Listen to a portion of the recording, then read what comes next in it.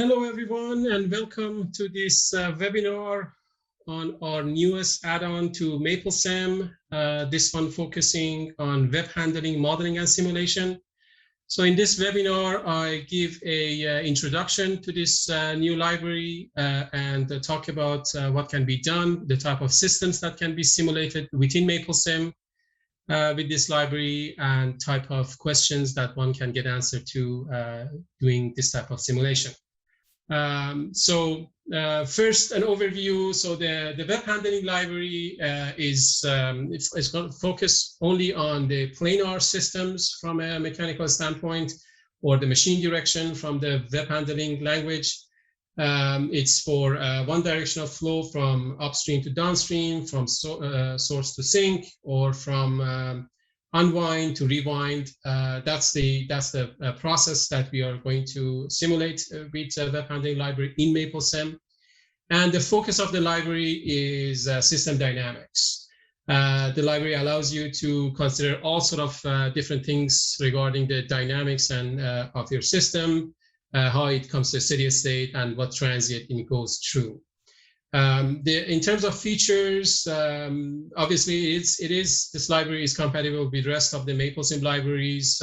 So you have actuation, you can use an electric motor, you have or hydraulics, or other types controllers, signals. You can bring them together to create a comprehensive and complex model. But as we know, models are created to answer questions. So we select domains and details according to what type of a study we want to perform. The library is created with simplicity of model creation in mind, and hopefully that will come true in the rest of this webinar. It includes all sort of rollers with no slip conditions or with slippage included. So that's a big feature of the library. And it includes both wind or rewind and unwind drums, and also includes simplified source and sink to basically cut off or focus on portion of the web line. And we will see a lot of examples that this comes handy. You don't want to model the entire web, you want to focus on part of it. And this source and sinks allows you to define the boundary condition of the portion you're looking at. And measurements. So tension, you get access to tension everywhere, and you can also visualize it. And I have examples of how that is done as well. So the library is part of MapleSim available libraries as an add-on. For those who have worked and used MapleSim, already comes with a base set of libraries like signals and multibody and hydraulics, pneumatics. And a number of add-ons are created, the web handling sitting at the bottom. The newest one that allows for easier creation of models in specific domains. As you can see in that list, a little bit higher, there's tires, ropes and pulleys, drives. So specific domains that would require more work to build up from simplest components. We tend to provide additional value with creating add-on libraries, and web handling, as I said, is the latest in that list of add-on libraries. So the library itself includes the web, probably the most important, which basically you have a web material properties that you have to add to every model that dictates all the web span components that you have, how they're going to behave. The rollers, as mentioned, both nip rollers and idler or pull or with slip, without slip are included. We even have, and in the middle there, an ideal point or node that allows you to manipulate or affect the conditions of the web from one side to another without really bothering with the dimensions and sizes and the wrap angle and things like that. It could come handy for more simplified or abstract analysis. Sources and sinks, wind, unwind drum, and the boundary conditions that you can use to, as I said, focus on portion of the web line. Some sensors, we will see examples of that. The load sensor that it somewhat mimic a load sensor on a bearing on an actual roller for tension measurements. In simulation, you do have access to tension wherever in your model that tension is available. But if you want to use a somewhat similar or mimic the process of load cell and see potential errors in the measurements, factors that could affect it. This component could become handy. We'll see an example of how to use that as well.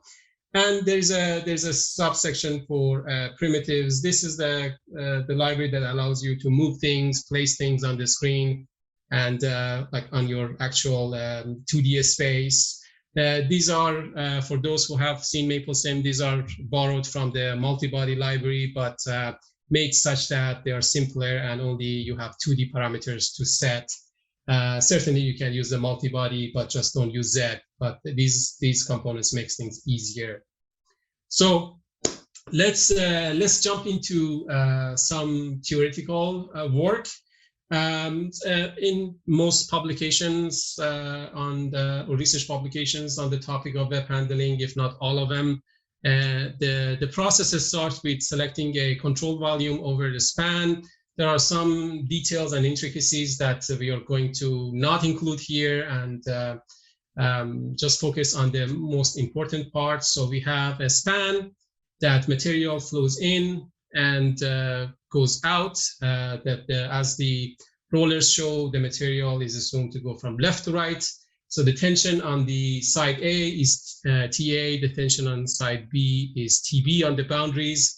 The velocity of material coming into the control volume is VA, and leaving the control volume is VB. With these assumptions, we can write the conservation of mass. This integral equation has a lot of terms, but we will quickly simplify that. Before doing that, let's take a look at the terms.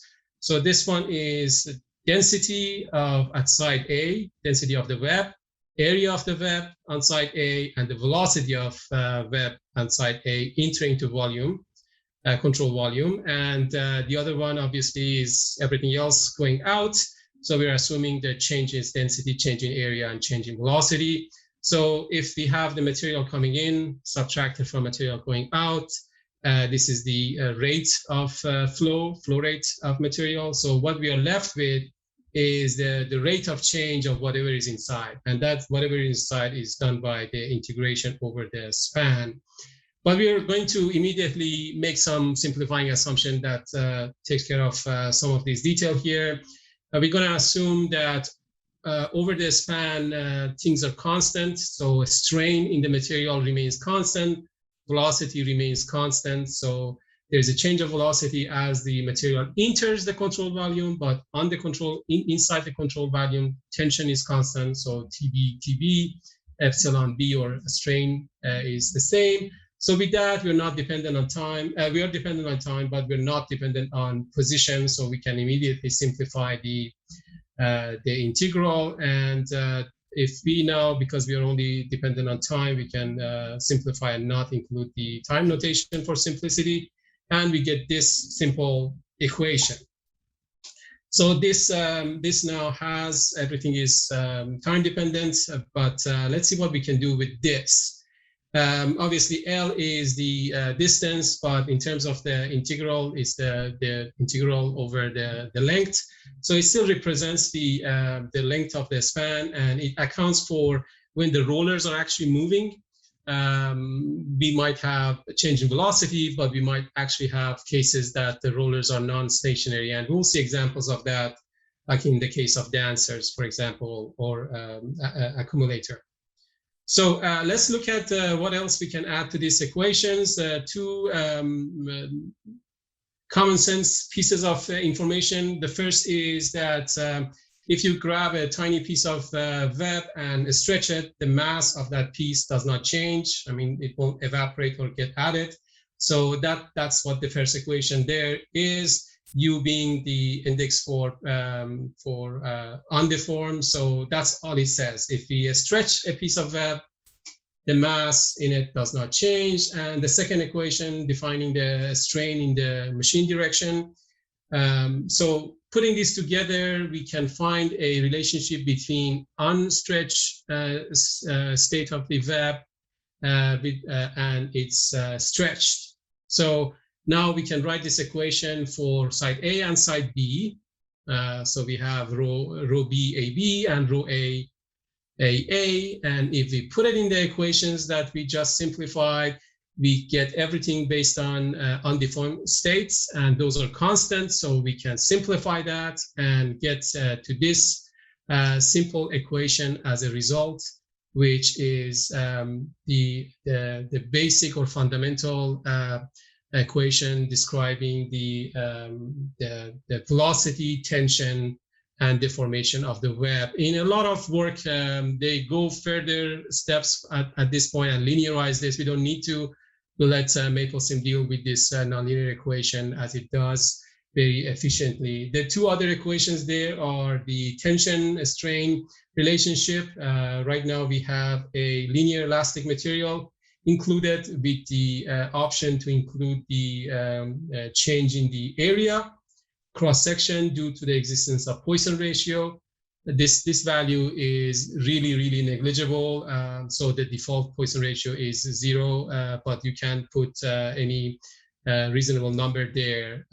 For the strain ranges that we deal with, that turns out to be not at all significant.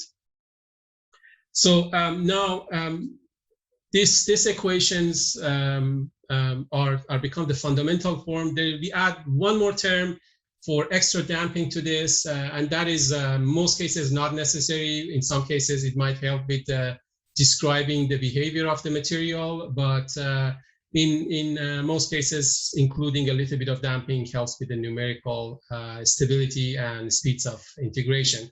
But it's an optional parameter that can be set to 0. So the first parameter in the library covers these pieces, parameters required for these equations that describe the web. We have the width, we have the thickness, the density, the modulus of elasticity, the damping ratio, and the Poisson ratio. As I said, you will put one web block on every model, so that defines all the properties for all the pieces of a continuous web in your roll-to-roll model. With that, let's take a look at what it will take to build a model with the web handling library and MapleSim, this block diagram approach with component that represents rollers, webs, and positions and rotation and things like that. So for that, I selected a rotational dancer. The focus is only on the rotational dancer, not the upstream or downstream sections of the web line. We have 4 idler rollers and a rotating arm in the middle, and boundary condition for material coming into this model of ours and the material exiting. So first thing we do, we look at the library and say, okay, what do we need to put this model together? We need the source and sink. So those two, we grab those. And we need rollers. So each roller has option for configuration, whether we want the web go on top or on bottom. And very easily from the diagram that is in front of us, we can decide which one to use, and the icon changes. So there's a switch that you select, and the one that matches your expectation, you keep that. You run the simulation, and if it's you made a mistake, you can rerun the simulation and select the right configuration. In this case, it's fairly obvious what we are looking at. So that's the rollers and the input and outputs. The next thing we need to do is obviously add the web span to this. Web spans are the glue that connect everything together. So we have 1, 2, 3, 4, 5 spans between these input and output and the 4 rollers. Now that we have brought in our spans, we need to anchor things where they are to the ground. So we use the fixed frame and connect rollers and sources and sinks to the ground. Each component, and we will take a look once we go to the tool, has parameters like this fixed frame will have X, Y, and theta for defining the position and orientation. We don't have orientation changes here, so we'll put the right X and Y such that each piece is in our model up here at where it's supposed to be. And I mentioned this maybe a couple more times as we go forward. The placement of components on the canvas in MapleSim has no bearing on your model. You define where they are by the parameter values, not by how you arrange them on the canvas. The arrangement on canvas is just a visual aid, so you can find your model better or figure out how it works if you're passing it along to someone else. So what else? We have anchored the most components, but we still have two idler rollers that are not connected to anything. We need a pivot so that we can connect those two rollers to that, and that pivot exists in the primitive. So we have a revolute joint. In this case, will be our pivot. What else we need? We need to have an offset for the rollers because they are not at the center of the pivot point. They have an offset with a certain length. So we'll select an option for add and frame offset. So we put half of that link to the one roller and the other to the other roller, and connect them all to the top frame of our revolute joint. So now we have all the pieces that we have. We just need to connect them together, and we can do that by dragging them and then connecting the connections between the appropriately colored ports. And as you can see, the model is now animation of it is running is shown. And notice that on the downstream, the tension is being increased gradually over time, and that increase in tension, let me play this one more time, that increase in tension translates to increased angle of rotation of the arm, which is this revolute joint, but also has a spring in it. So it will resist, and based on the tension and the in the compliance, one can estimate the tension this way as well, or have a measurement of the angle and use that in a feedback loop. And we will see another example of a dancer and how that information is used in a closed loop control. Some of these design, I'm just going to complete this example that I've seen include maybe a bit of a storage that goes along with the rotational dancer. So let's look at the diagram. So let's say we want to do this with adding two more idler rollers. And at this point, we should be able to figure out that the order of that the web goes through, we would basically need them added in between these two components, because that's the web. From the web standpoint, they are between these two, although they are left and right. And from the block diagram approach, that's what the models would look like.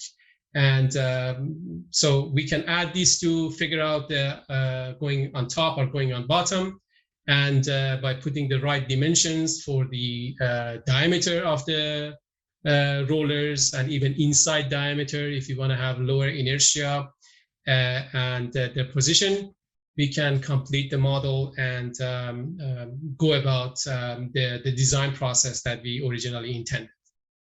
So I included this this kind of worked out example to give you a sense of how a model comes together from a block diagram approach, where we connect the plan out the model, we place fixed rollers where we want to put them, and anything that moves, we come up with a way, is it a linkage, an arm, a slider.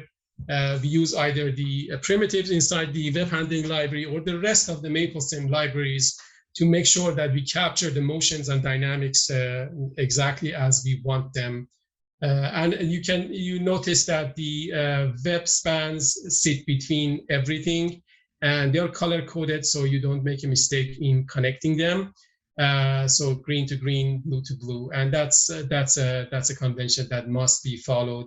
And as I mentioned, it's always from left to right, positive x-axis. Our models are sitting in an xy plane with z coming towards us.